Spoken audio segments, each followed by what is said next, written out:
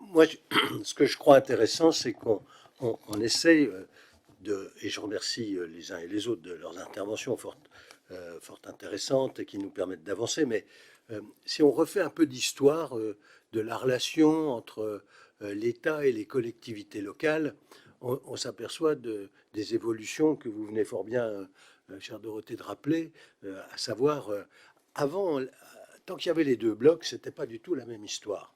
Les jumelages étaient généreux, ils étaient tournés essentiellement vers la paix, marqués par la guerre, la Seconde Guerre mondiale, bien évidemment. Euh, je vais donner des exemples précis. La ville de Dijon était jumelée avec une dizaine d'autres villes, certaines villes européennes, et aujourd'hui ça ça nous ferait sourire, mais le maire de l'époque, qui s'appelait le chanoine Kir, le maire de l'époque a été signé des appels à la paix avec un certain nombre de grandes villes européennes. Des appels à la paix. C'est presque ridicule aujourd'hui quand on voit les papiers qui ont été signés. Il a été notamment à Stalingrad, enfin à Volgograd, puisque Dijon est jumelé avec Volgograd. Et donc, je vois les évolutions qui se sont faites. Du côté jumelage, on peut dire que à un moment, un président de la République qui est décédé avait résumé les choses pour les collectivités locales.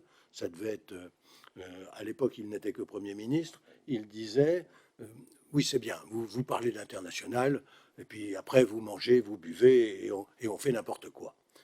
Je retrouve facilement cette remarque à l'époque, et on voit aujourd'hui comment, avec la technicité qui est la leur, avec les, les, les, les engagements qu'elles prennent les collectivités, on a une évolution formidable de la relation entre euh, le monde et ces collectivités françaises.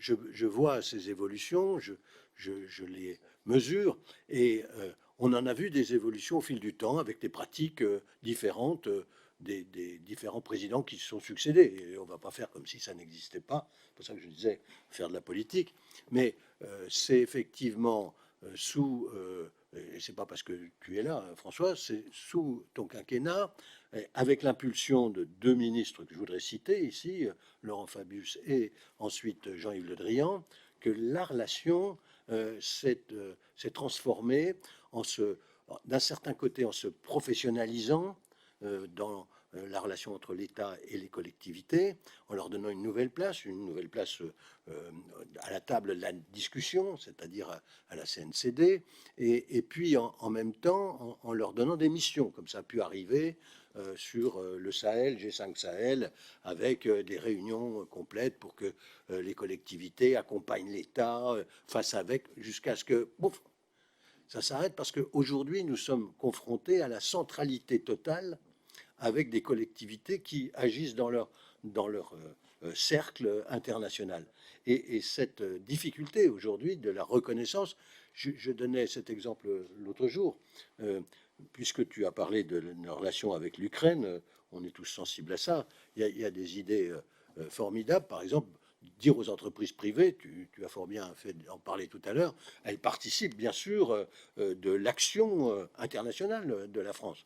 Alors, on va préparer les entreprises françaises à reconstruire en Ukraine, c'est déjà commencé, à reconstruire en Ukraine.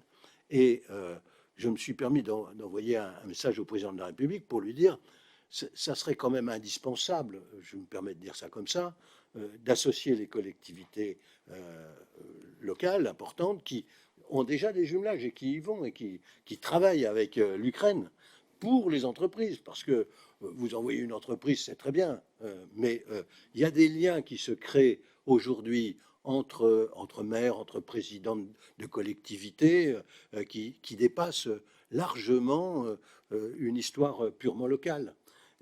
Et j'en veux pour preuve que souvent, même s'il y a des changements d'étiquette politique des représentants des collectivités locales, des maires, eh bien, tout ce qui avait été fait par les prédécesseurs est systématiquement poursuivi, voire amplifié, même si c'est, j'allais dire, effectivement, aujourd'hui, on voit bien, les enjeux sont pas tous les mêmes qu'il y a 10 ans, mais c'est surtout sur le climat que tout le monde se rassemble.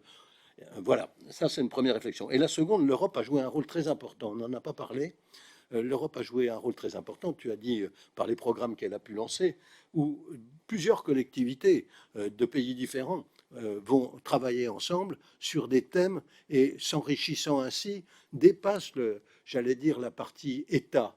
Parce que finalement, l'État, c'est les compétences régaliennes. Mais pour le reste, l'État qui se veut faiseur d'économie locale, etc., ça marche jamais. Ce qui marche aujourd'hui, c'est la coopération internationale entre les collectivités locales.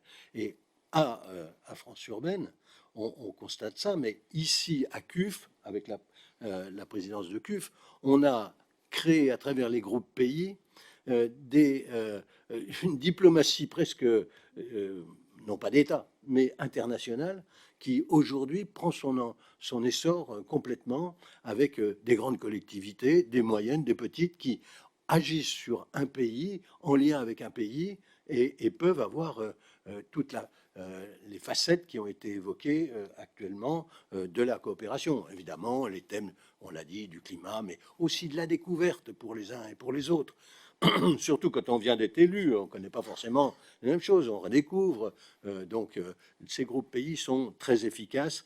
Et moi, mon regret aujourd'hui, c'est essentiellement l'abandon de l'accompagnement qui pourrait se faire entre l'État et les collectivités locales. Je le ressens comme ça. Peut-être, c'est pour ça que je disais que peut-être il faut que des présidents demain soient aient été maire, prenez ça avec humour, hein, aient été maire ou président de collectivité. Ça aide pour comprendre la vie des collectivités, qu'on le veuille ou qu'on ne le veuille pas. Ça aide énormément et ça permet d'avancer. Enfin, dans les avancées qu'il y a eu pour que le lien soit meilleur, il y a eu aussi des avancées pour qu'il y ait des diplomates dans les départements et dans les régions, des diplomates qui peuvent se mettre en lien avec les collectivités locales. Tout ça a été fait la suite par Jean-Yves Le Drian et ça a eu un impact à un moment. Mais quand on met des politiques comme ça, il faut les poursuivre. Il ne faut pas les abandonner au fil de l'eau, bien évidemment, ce qui peut arriver. Enfin, je crois qu'une des avancées aussi qui nous permettrait aux collectivités locales d'être plus reconnues, ça serait d'aider à la décentralisation, ou plutôt à la déconcentration des organisations internationales qui sont toutes installées à Paris. À part Interpol, je sais ce qu'il y a dans les territoires, ou le Congrès mondial de la vigne et du vin que nous avons maintenant, l'organisation est très importante. Il y a quand même 50 pays au monde qui y viennent, mais il y a toutes les organisations internationales qui sont installées à Paris parce que c'est la France. Mais en réalité, elle serait bien mieux aujourd'hui dans des villes de province, irriguant beaucoup plus l'envie de ces communes, de ces villes, de ces départements et de ces régions de se tourner à l'international, parce qu'ils découvriraient des nouveaux mondes. Voilà, c'était quelques réflexions que je voulais, et je terminerai par juste un point. C'est vrai que l'échelle humaine est très importante dans la relation, et souvent c'est celle-là qui permet soit d'éviter des guerres, soit de permettre à la paix d'avancer. Voilà.